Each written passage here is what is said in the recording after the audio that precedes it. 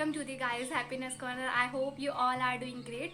So, in this video, I'm going to talk about something which is called mental health.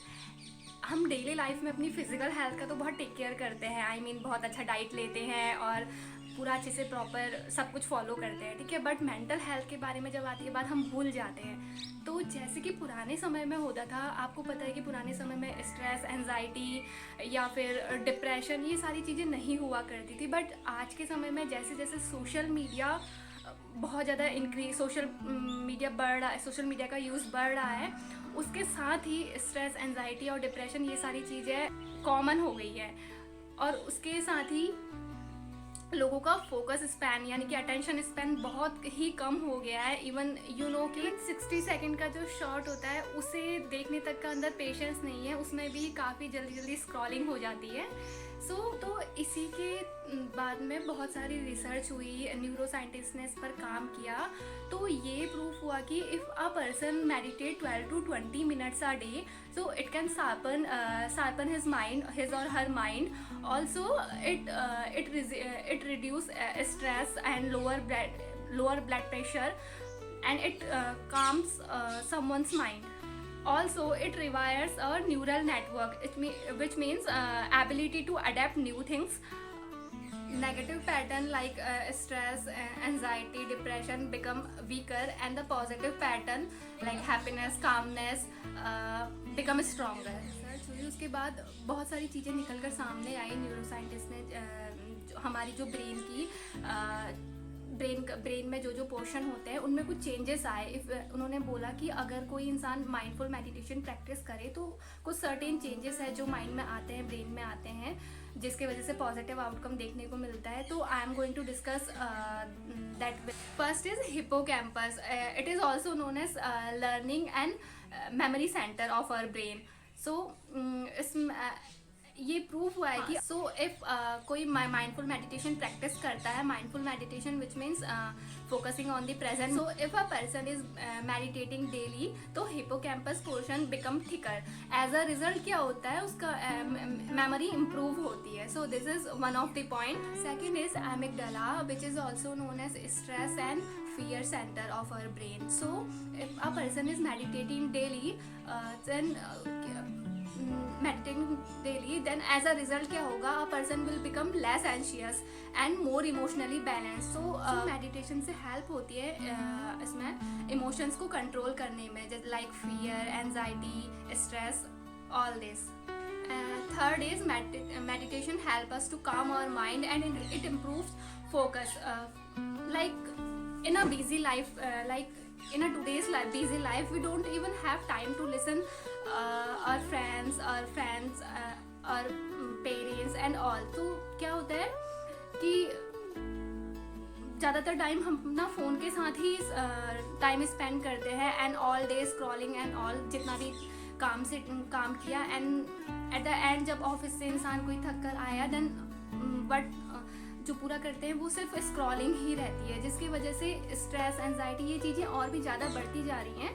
और क्या होता है, focus एक चीज़ पर फोकस ही नहीं रह पाता है, एक काम पर स्विचिंग, एक टास्क कंप्लीट भी नहीं होता है कि हमने दूसरे टास्क पर स्विच कर देते हैं। I will give you one example. जैसे कि आप काफ़ी बार ऐसा होता है ना कि हम अपना फ़ोन हाथ में लेते हैं और हम यही भूल जाते हैं कि हमने किस काम के लिए फ़ोन लिया था, और हम दूसरी चीज़ों में लग जाते हैं।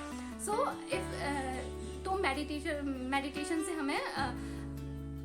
हमें एक फोकस हमारा इम्प्रूव हो सकता है। Fourth is it improves the sleep quality. Like if अगर कोई पर्सन मेडिटेट कर रहा है, so by focusing like mindful meditation, by focusing on the present and अपने माइंड को काम करके, so what will happen, it will meditation decreases ruminative thoughts and emotional reactivity. Through meditation ये बहुत ईजी हो जाता है कि जब हम सोने जाएं तो हम बिना किसी थॉट के आराम से सो पाते हैं, एंड जब हम सुबह पे उठते हैं तो बहुत एक अच्छा, हमारा माइंड बहुत एक पीसफुल और हैप्पी तरीके से हम उठते हैं। ऐसा नहीं कि हम कल के थॉट्स के साथ ही कल के थॉट्स अभी भी मॉर्निंग में हमारे माइंड में चल रहे हैं, या जो भी हमने रात में, काफ़ी लोग क्या करते हैं ऐसे रात को स्क्रॉलिंग करते हैं, या फिर कुछ भी कल का कोई भी बात हुई फैमिली में या हुई तो बिना वही ऐसे ही सो जाते हैं, एंड देन नेक्स्ट मॉर्निंग वही सब माइंड में रहता है जो भी कल के लास्ट डे के इश्यूज होते हैं. सो इट इज़ बेटर कि आप सोने से पहले just for a 10 minute, not more than that, बस उतना ही अगर मेडिटेट कर लें तो बहुत एक स्लीप क्वालिटी जो है बहुत ज़्यादा इम्प्रूव होती है. सो इसी के बाद मैंने सुधा मूर्ति जी की कुछ वंडरफुल लाइंस, उन्होंने एक श्लोक शेयर किया था which I am going to share with you all. So इसमें बताया गया अहिंसा, सॉरी एक स्टोरी थी उसके थ्रू ये कनेक्ट है कि एक बार विष्णु जी के पास कोई आते हैं और वो बोलते हैं कि हम आपको फूल देना चाहते हैं, आप बताइए आपको चंपा का, चमेली का, किसका फूल चाहिए. तो उसमें विष्णु जी बोलते हैं कि मुझे 8 फूल चाहिए, जिसमें पहला ये था कि अहिंसा प्रथमम पुष्पम, पुष्पम इंद्रिय निग्रहम, सर्वभूत दया पुष्पम, समा पुष्पम विशेषतः, ध्यान पुष्पम, दान पुष्पम, योग पुष्पम तथैवच, सत्यम अष्टविधम पुष्पम विष्णु प्रसिद्धम करेत. सो इसमें बताया गया है कि सबसे पहले है कि हमें अहिंसा नहीं करनी है, हमें हिंसा नहीं करनी है, अहिंसा को फॉलो करना है. सेकंड इज कि हमें अपने मन को कंट्रोल करना है, ये नहीं कि उसको पागल नहीं होना है किसी भी चीज़ के लिए. Second is Daya Pushpam, sorry सर्वभूत दया पुष्पम, यानी कि हर किसी को प्यार करना है. एंड क्षमा पुष्पम विशेषतः, यानी कि सभी को क्षमा करना है.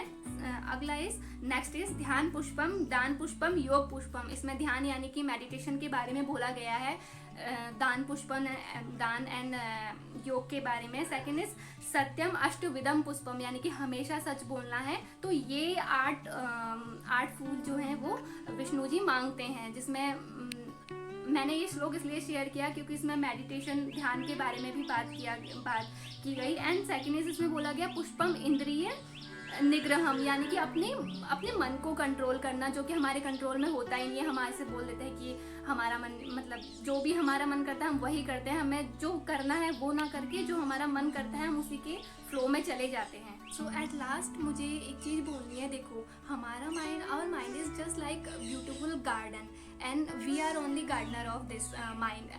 तो हाँ, ये गार्डन, सॉरी, ये हमारी रिस्पॉन्सिबिलिटी है कि हम इसमें किस चीज़ को अलाउ करें और किस चीज़ को ना करें. तो हमें ऐसे अपने गार्डन में ये हमारे इसमें बहुत सारे ब्यूटीफुल से प्लांट्स लगाने हैं, जिससे because our whole life is going to depend on this. So I hope मैंने जो भी शेयर किया है आपको बहुत अच्छे से समझ में आया होगा. एंड अभी से हमें अपनी मेंटल हेल्थ पर भी उतना ही फोकस करना है जितना कि हम अपने फिजिकल हेल्थ पे फोकस करते हैं. आफ्टर ऑल हमें चीज़ मिली है तो हमें उसकी टेक केयर करना हमारी रिस्पॉन्सिबिलिटी है.